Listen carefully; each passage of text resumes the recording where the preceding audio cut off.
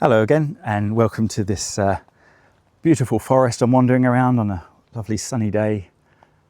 Isn't it lovely?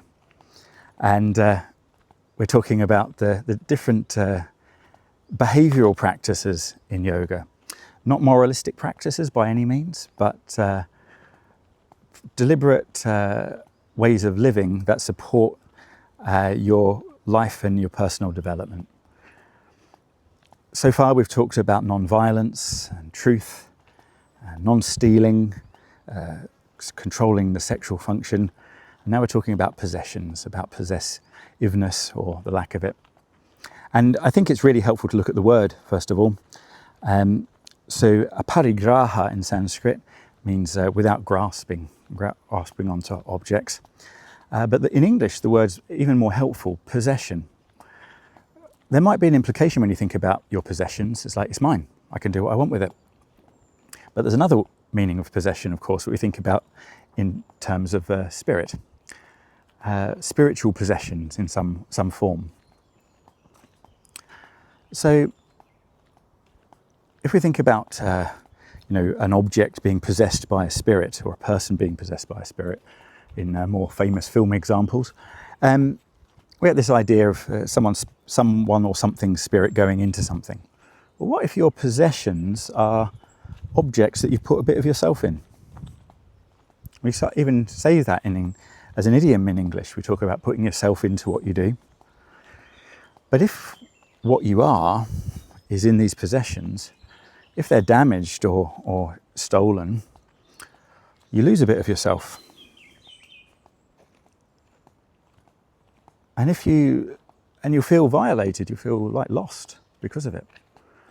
So the practice then, from the yoga point of view, isn't necessarily to do what the monks would have done traditionally, which is just to have no possessions. They used to say if you're a sannyasin, a renunciate, that you'd have 2 dhotis and 2 rotis. 2 dhotis is 2 cloths to wear, and 2 rotis, 2 pieces of bread, which you'd just eat with pickles or whatever. And that was your diet, and that was all your possessions. And there's a fun story about a king and a renunciate sitting on top of a hill outside the city and talking to their guru. The guru is talking about being free of possessions and possessiveness when a fire breaks out in the city. The king, who owns the whole city and all these precious things in there, sits there with his guru, but the renunciate goes, "Oh my God, my other cloth is hanging on the line down there," and runs off to save it. Which of the two of them had practiced being free of possessions and possessiveness? So it says that if you practice Aparigraha, being free of possessions, that you will remember your past lives. I didn't understand for a long time how that could be connected, but I did try. Initially, as a very overzealous teenager, I got rid of all my possessions, and I did start to have these memories of other times and places. Wouldn't like to say whether they were past lives or not. Got no real evidence for that either way, but it's possible. And what happened was I started to find that as I let go of this idea of being the owner of different things and possessing them, and started bringing all that energy back to myself, I found that started to be true of my body as well. I stopped looking at my body as it's mine, I can do what I want with it, and started to think of it as something to take care of. In fact, anything that might be called a possession, I changed my attitude towards it. So that the definition of a possession for me is something I've accepted the responsibility for looking after to try to make it better for the next person. So that's including my body.